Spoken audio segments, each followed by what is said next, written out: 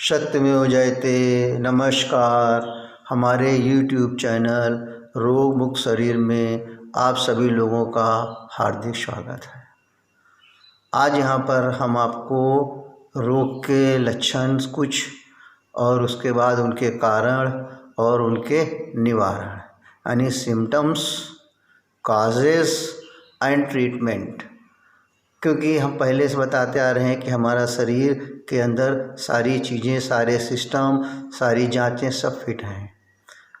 उनके पहले जो कुछ भी लक्षण हमारे शरीर के अंदर आते हैं, उन लक्षणों के आधार पे हम प्राइमरी स्टेज में या प्रारंभिक अवस्था में हमारा शरीर किस प्रकार से रोग की तरफ बढ़ रहा है, हम इसकी जानकारी बड़े ही आसान तरीके से प्राप्त कर सकते हैं। थोड़ी सी जानकारी के बाद वो सारी चीज़ें आपको हमारे MM naturopathy and medicinal yoga centre Raebareli में विस्तार से, सरल भाषा में, बड़े ही सुचारू रूप से और जिसको कि आप बड़े ही आसानी से कर सकें बताई जाती हैं, जिसमें 5 बजे से लेकर के शाम को 7 बजे तक निःशुल्क सेवा रहती है। किसी प्रकार की आपसे कोई फीस नहीं ली जाएगी, किसी प्रकार की जांच नहीं होती है, जिसको कि आप वीडियो कॉन्फ्रेंसिंग के द्वारा, टेलीफोन के द्वारा या आप अपना समय निकाल करके स्वयं से मालूम कर सकते हैं और अधिक से अधिक लाभ प्राप्त कर सकते हैं। आज यहाँ पर हम चर्चा करेंगे कि आखिर हम बीमार क्यों होते हैं और उनके क्या क्या लक्षण आते हैं।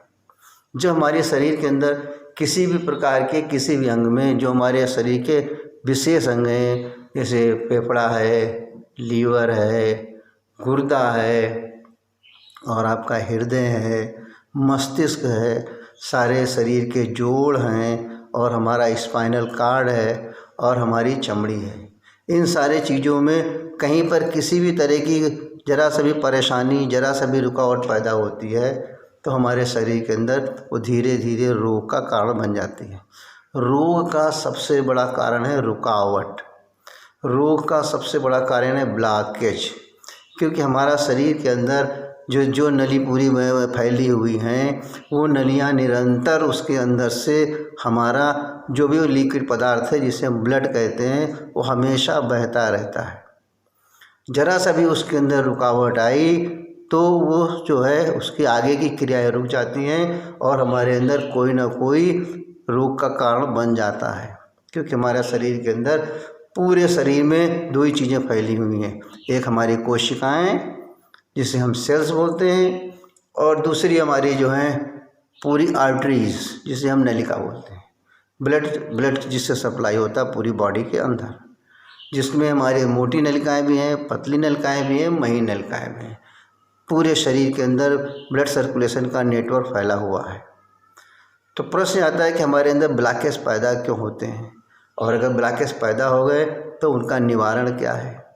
तो सब मान के चलिए कि जैसे सपोज करिए, हमने पहले बताया था कि वायु, जल और आपका भोजन। वायु और जल जो होता है, ये हमारी रुकावट को दूर करता है। ब्लॉकेज पैदा होने का सबसे बड़ा कारण हमारा होता है भोजन। जिस भोजन को हमारा शरीर स्वीकार नहीं करता है, वो भोजन को वहीं पर रुकने लगते हैं, या उसके अंदर की जो टॉक्सिन चीज़ें होती हैं वो जमा होने लगती हैं, क्योंकि हमारा भोजन जो हमने खाया वो पूर्ण रूप से हजम नहीं होगा। तो इन सब चीज़ में सबसे मेन कारण हमारा है भोजन। अगर हमारा भोजन पौष्टिक है, भोजन हमारा पूर्ण रूप से पच रहा है, तो हमारे शरीर के अंदर किसी भी गंभीर रोग जल्दी से आएंगे नहीं। अब हम ये बता रहे हैं आपको कि जब रोग शरीर के अंदर एंट्री करता है तो उसके लक्षण क्या क्या होते हैं। छोटी छोटी चीज़ों समझिए आप। बुखार का आना, अगर शरीर के अंदर मान लीजिए कि तापमान थोड़ा बढ़ गया, शरीर के अंदर हमारे सर्दी हो गई, शरीर के अंदर हमारे जुखाम हो गया, शरीर के अंदर हमारे खांसी हो गई, शरीर के अंदर हमारे उल्टी आना शुरू हो गई, लूज मोशन, टट्टी शुरू हो गए, छोटी मोटी फुंसी निकल आई, और कभी कभी शीतपित्त हो गया, या कभी कभी सर में भारीपन हो गया।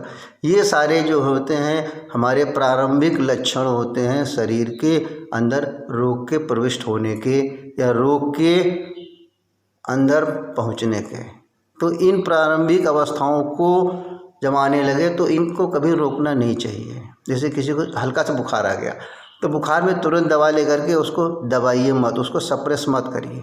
यानी हमारे शरीर के अंदर जो इम्यूनिटी सिस्टम है, जो हमारे शरीर के अंदर शुरू में कोई भी गड़बड़ी पैदा होती है, किसी भी तरह की रुकावट या किसी भी तरह के फ्री रेडिकल्स या किसी तरह के टॉक्सिक चीज़ें इस हमारे बॉडी के अंदर डेवलप होती हैं या एंट्री करती हैं, तो उन चीज़ों को हमारा बॉडी का जो इम्यूनिटी सिस्टम है वो उनको निकालने की कोशिश करता है और अपनी पूरी ताकत लगाता है। तो उस दशा में चाहे अब अगर सर्दी है तो वो भी एक तरह से उस टॉक्सिन को निकाल रहा है, कफ या खांसी आ रही है उसको भी निकाल रहा है, हल्का बुखार आ गया उसको भी निकाल रहा है, कहीं फोड़ी फुंसी हो गई उसको भी निकालने की कोशिश करता है। तो ये सारी चीज़ें हमारी नेचर के अंदर या हमारे बॉडी के अंदर जो हमने कह रहे हैं कि हमारे बॉडी के अंदर फुल्ली ऑटोमेटिक सिस्टम्स है, हमारी बॉडी के अंदर सारी दवाइयों का सिस्टम है, सारी दवाइयाँ हमारे बॉडी के अंदर खुद ही बनती रहती हैं जिनके किसी भी तरह के साइड इफ़ेक्ट नहीं हैं। तो हमारा इम्यूनिटी सिस्टम के द्वारा यानी जीवन शक्ति के द्वारा वो सारी चीज़ें वो निकालने की कोशिश करता है, पसीने के द्वारा भी। तो इन सब चीज़ों में शुरुआत में जब इस तरह के लक्षण आए तो उनको रोकने की कोशिश ना करें और कोशिश करें कि हम उस चीज़ को निकल जाने दें और आगे बढ़ने ना पाए। इस कंडीशन में हम लोग दवाइयाँ ले लेते हैं और दवाइयाँ ले उसको दाब देते हैं। जब दाब देते हैं तो वो कहीं ना कहीं रुक जाती है और वहाँ पर जाके अपना स्थान बना लेती है, और जब वहाँ पर स्थान बनाएगी तो दूसरा रोग वहाँ पर उत्पन्न कर देगी। तो इन सब चीज़ों का विशेष ध्यान रखना चाहिए। शुरू के कुछ रोग हमारे जो होते हैं, जैसे हम बता रहे हैं आपको, जैसे डायबिटीज़, ब्लड प्रेशर्स, थायराइड और ओबेसिटी, ये 4 बीमारियां जो होती हैं ये एक शुरुआत के बड़ा रूप में जाने की कोशिश करती हैं, जो कि हमारे अलग अलग अंगों पे प्रभाव डालती रहती हैं। जैसे एग्जांपल मान लीजिए जैसे डायबिटीज़, अगर किसी को डायबिटीज़ की शुरुआत हो गई है तो समझ लीजिए कि उसका प्रभाव हृदय पे, गुर्दे पे, मस्तिष्क पे, इन तीनों पे विशेष रूप से पड़ना शुरू हो जाता है। यदि मान के चलिए किसी को थायराइड हो गई है तो थायराइड्स जो होती है वो हमारे डाइजेस्टिव सिस्टम को बहुत ज़्यादा डिस्टर्ब करती है, तो उसका प्रभाव हमारे लीवर पर पड़ जाता है। मान लीजिए किसी को ब्लड प्रेशर हो गया, ब्लड प्रेशर बता रहा हमारा कि धीरे धीरे हम आपके हृदय की तरफ और मस्तिष्क की तरफ और गुर्दे की तरफ हम आपको गंभीर रोग की तरफ बढ़ रहे हैं। तो ये सारी चीज़ें जो होती है शुरू से ही उसके लक्षण प्रकट होने लगते हैं, लेकिन हम लोग उसको एक तो जानते नहीं, कमी हमारे अंदर क्या है, एक तो हम उस चीज़ को जानते नहीं, फिर इसके बाद अगर जान भी गए तो उसको मानते नहीं हैं, और कहीं मान भी गए तो इसके बाद हम करते नहीं हैं ना। अगर हम जान गए तो मानते नहीं और मान गए तो करते नहीं। इन्हीं तीनों चक्रों में फंसे रहते और हमारा रोग आगे की तरफ बढ़ता रहता है। जबकि ये सब क्रियाएं बड़ी सरल हैं। यही सारी क्रियाएं आपको कि आपकी उसको जानिए, जानने के बाद उसको मानिए और मानने के बाद उसको करिए। ये तीनों चीज़ें आपको हमारे MM naturopathy and medicinal yoga centre Raebareli में बहुत ही विस्तार रूप से, बहुत ही सरल भाषा में, बहुत ही सरल विधि से आपको समझाया जाएगा, जिससे कि आप इसको अपने घर में आराम से बैठ करके बिना किसी रुकावट के, बिना किसी परेशानी के, आप अपने दिनचर्या के अनुकूल, आप अपने रोज का जो आपका समय है उसी के अंदर आराम से कर सकते हैं। तो अभी जैसे हम बता रहे थे कि ये, और उसके बाद मोटापा जब इंसान के अंदर आता है या उसका जब वज़न बढ़ने लगता है, जिसे हम ओबेसिटी कहते हैं, उस कंडीशंस में हमारे सारे शरीर के सारे अंग प्रभावित होते हैं।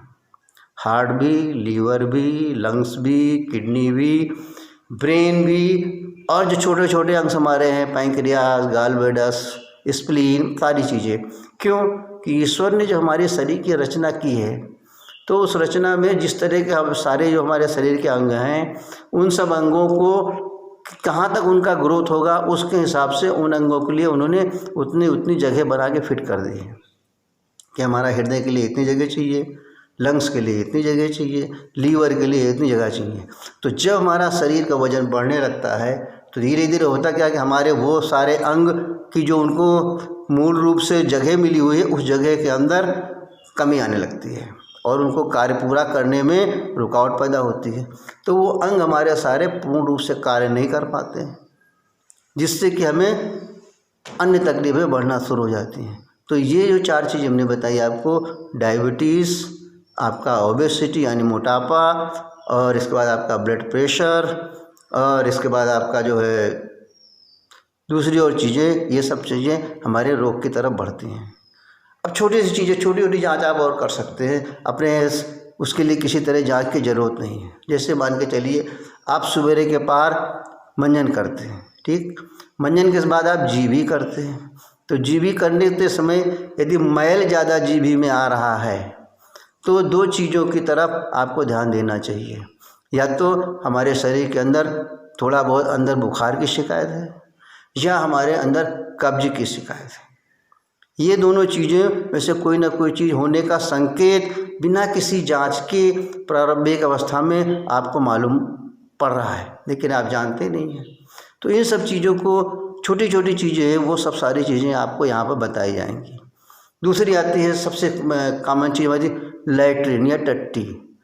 जो हम टट्टी फिरते हैं, किस तरीके से हम उसकी जांच कर लें, कितना सरल उपाय है। आप जिस जगह पे टट्टी करते होंगे वहाँ पानी ज़रूर रहता होगा, आप अपनी टट्टी को पानी में करिए। जब आप पानी में टट्टी करेंगे, अगर टट्टी हमारी डूब जाएगी तो समझ लीजिएगा कि हमारे पौष्टिक तत्व जो हैं उसमें से नष्ट हो रहे हैं, या उसके अंदर पौष्टिक तत्व की मात्रा ना के बराबर थी। अगर हमारी टट्टी जो है, हमने टट्टी किया और टट्टी करने के बाद वो हमारी पानी में तैर रही है, तो समझना चाहिए कि हमारे उस टट्टी से सारे पौष्टिक तत्व निकाल लिए गए हैं। दूसरी चीज़ हमारी सब आती है हमारी कि लैट्रिन अगर उससे बजा रहे हैं, एकदम कड़क हो रही है, बहुत ही कड़क हो रही है, तो भी आप समझ लीजिए मुझे कब्ज की शिकायत बन रही है। यदि हमारी टट्टी पतली हो रही है तो भी आप समझ लीजिए कि हमारे अंदर डायरिया जिसे बोलते हैं, यानी जो चीज़ हम खाएं वो बराबर पच नहीं रहा है। और इसके बाद हमारी टट्टी न बहुत पतली है न बहुत गाढ़ी है, समझो कि लपसी की तरह है, जब तो तब भी और चिकनाहट लिए हुई है, तो भी समझना चाहिए कि हमारा जो है पाचन तंत्र सही नहीं है, डाइजेस्टिव सिस्टम सही नहीं है। और यदि हमारी टट्टी बिल्कुल लेड़े की तरह सवेरे हम फिरते हैं, लंबी, जैसे किसी केला को छीलें तो उस आकार की पूरी हो रही है और मुलायम हो रही है, और हमें किसी भी तरह का जोर नहीं लगाना पड़ रहा है, और हम जब लैट्रिन में बैठते हैं तो एकदम फटाक से हमारा मोशन क्लियर हो गया, तो उस समय में समझना चाहिए कि हमारे पेट के अंदर कब्ज की भी शिकायत नहीं है, हम जो कुछ भी खाना खा रहे हैं वो पूर्ण रूप से पच चुका है और उसके सारे पौष्टिक तत्व हमारे शरीर को मिल चुके हैं। ज़्यादा मात्रा में लैट्रिन का होना ये प्रदर्शित करता है या इस चीज़ को बताता है कि हमारे अंदर जो है, हमने जो भी चीज़ खाई उसके अंदर कचरा ज़्यादा थे बोलेंगे, यानी उसके अंदर पौष्टिक तत्व बहुत ही कम थे, वो सारी की सारी चीज़ें बाहर जा रही हैं और हमारे शरीर को पौष्टिक तत्व उससे प्राप्त नहीं हो रहे हैं।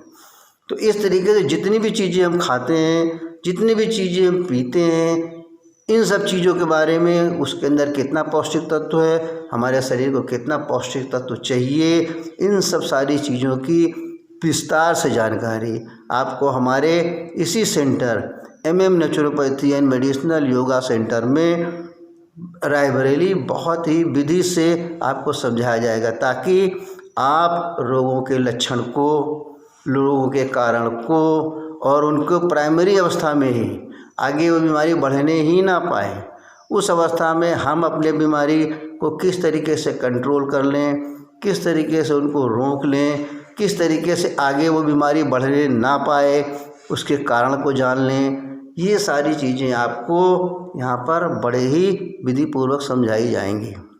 और आगे हम इस चीज़ों, बहुत सारी चीज़ों को हम समझ रहे हैं। हर चीज़ों के लिए हमने पहले कहा था कि वायु, जल और हमारा ये भोजन, 3 ही चीज़ें सबसे इम्पॉर्टेंट हैं। जल हमारे, अगर हम जल की बात करते हैं तो जल जो है हमेशा सुबह बासी मुंह खाली पेट पीना चाहिए, बिना कुल्ला किए हुए। हमारे मुंह के अंदर जो लार है ये एक बहुत बड़ी, समझ लीजिए कि डाइजेस्टिव जूस बोल लीजिए, यह एक बहुत बड़ी हमारे बॉडी की एंटीबॉडी है, जो कि हमारे बॉडी के इम्यूनिटी सिस्टम को बढ़ाने में मदद करती है और पाचन क्रिया में भी मदद करती है, और ये सबसे ज़्यादा हाईली एल्कलाइन भी है। अगर हमारी बॉडी एल्कलाइन रहे तो हम जल्दी से बीमारी नहीं होंगे और हमारी बॉडी की इम्यूनिटी सिस्टम बड़े स्ट्रांग रहेंगे। हम अपनी बॉडी को हाईली एल्कलाइन कैसे रखें, तो उसकी शुरुआत हमारे जब सुबह होते हैं तो हम पानी से शुरू करते हैं। सुबह के पार पानी, हमें पहली चीज़ तो पानी हमारा हल्का गर्म होना चाहिए। दूसरी चीज़ कितनी मात्रा में पानी पिएं ये मालूम होना बहुत ज़रूरी है। बहुत सिंपल तरीका है, जितना आपके शरीर का वज़न है उसको अगर आप 10 से भाग कर दें और उसके बाद उसमें से -2 कर दें तो जो बचेगा उतने लीटर पानी हमें सुबह से लेकर के शाम तक सोने के पहले तक पी लेना है। फॉर एग्ज़ाम्पल हम बता रहे हैं आपको, जैसे कि मान लीजिए हमारे शरीर का वज़न 60 किलो है, तो 60 को आपने 10 से भाग कर दिया तो कितना आया 6, यानी 6 आ गया। 6 में से आपने -2 कर दिया तो कितना बचा 4, यानी 4, यानी 4 लीटर पानी हमें सुबह से लेकर के रात तक पीना है। सुबह का पानी की क्वांटिटी सबसे ज़्यादा रहेगी क्योंकि वो सुबह सुबह का जो है पूरी हमारे आंतों की सफाई करेगी, सब चीज़ों की सफाई करती है। तो सुबह हमें कम से कम 1 से 1.5 लीटर पानी पीना चाहिए। हल्का गर्म पानी पीना चाहिए, बैठ के पानी पीना चाहिए। खड़े होकर के अगर हम पेशाब करते हैं, खड़े होकर के अगर हम खाना खाते हैं, खड़े होकर के अगर हम लैट्रिन तो बैठ के ही करते हैं। और हमेशा लैट्रिन का स्थान जो होना चाहिए वो पहले जैसा होना चाहिए। आजकल जो वेस्टर्न स्टाइल की लैट्रिनें आ गई हैं ये भी हमारे कब्ज को रोकने में बहुत मदद करती हैं। तो सबसे बड़ी चीज़ है पानी, हमें जितनी ज़रूरत है आपको हमने उसका रेशियो बता दिया, किस तरीके से आपको पानी की मात्रा की कितनी ज़रूरत है उसका फार्मूला हमने आपको बता दिया है। तो पानी गर्म पिएं, फिर इसके बाद जो है मंजन कुल्ला वगैरह करें। इसके बाद सुबह सबसे पहले भरपेट नाश्ता करें। उसमें शुरुआत फलों से की जाए।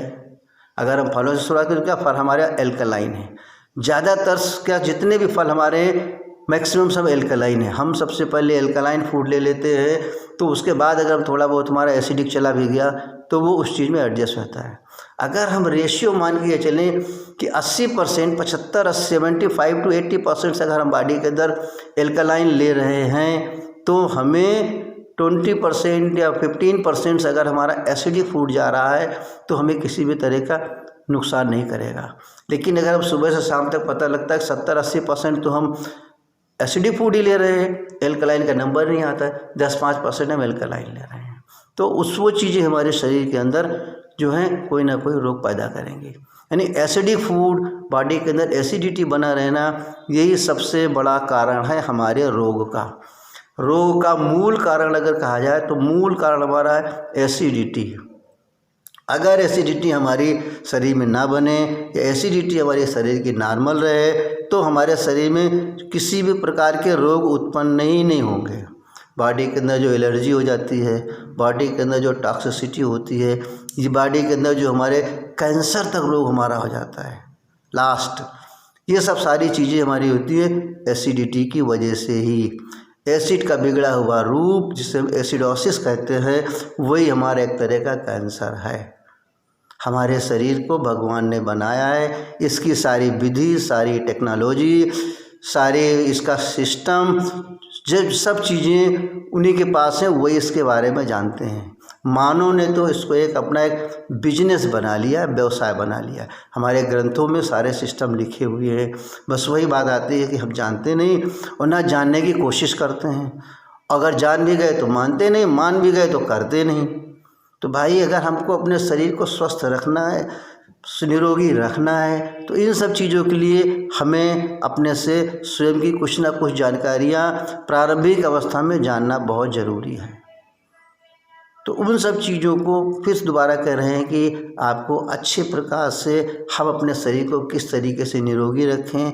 उसके निरोगी रखने के लिए हमारे शरीर में क्या क्या सिम्टम्स हैं, हमारे शरीर के अंदर कौन से कारण हो जाते हैं, फिर उनका हम किस तरीके से निवारण करें, इन सब चीज़ों को आपको हमारे MM naturopathy and medicinal yoga Raebareli में आपको पूर्ण रूप से समझाया जाएगा और कोशिश की जाएगी कि आप जो है अपने शरीर के बी योर ओन डॉक्टर, जो हम ये कहें कि आप अपने शरीर के ड्राइवर खुद बने।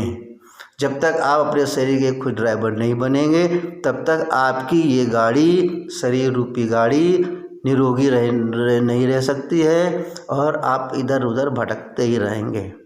तो इन सब चीज़ों पे अगर जिस दिन आपके मन में आ गया कि भाई शरीर ही सब कुछ है, बस एक दिन अपने मन में विचार करो शरीर ही सब कुछ है, सारी समस्या का समाधान आपके पास, क्योंकि बहुत सरल है। शरीर को स्वस्थ रखना, शरीर को निरोगी रखना, गंभीर रोगों का निदान करना, ये सब चीज़ें उतनी कठिन नहीं है जितनी कठिन आप समझ रहे हैं। बस थोड़ा समझने की ज़रूरत है। न उसके लिए आपको बहुत बड़ी डिग्री लेकर के आना है, न बहुत बढ़िया शिक्षा लेकर के आना है, क्योंकि समझने में ऐसे कि पानी पी लीजिए। अब पानी पीने के लिए ना तो किसी डिग्री की ज़रूरत है, खाना खाना है ना, खाना खाने के लिए किसी डिग्री की ज़रूरत है, बस खाली हमें उसकी क्वालिटी मालूम होना चाहिए, क्वांटिटी मालूम होना चाहिए। जैसे हमने कहा कि पानी हमेशा गर्म पीजिए, सुबह का पानी सबसे ज़्यादा मात्रा में पीजिए, भोजन के 1 घंटे पहले और भोजन के 1 घंटे बाद तक पानी बिल्कुल ही मत पीजिए। बीच में अगर आपको पानी पीने की इच्छा हो रही है तो आप नींबू पानी ले सकते हैं। या प्रश्न आता है कि हमें पानी की ज़रूरत क्यों पड़ती है? यदि हमारा भोजन सूखा रहेगा तब हमें पानी की ज़रूरत पड़ेगी, यदि हम भोजन को बराबर चबा नहीं रहे हैं तब हमें पानी की ज़रूरत पड़ेगी, या हमारा भोजन बहुत तीखा है या उसके अंदर बहुत नमक ज़्यादा पड़ा हुआ है तो हमारे शरीर को पानी की ज़रूरत नहीं पड़ेगी।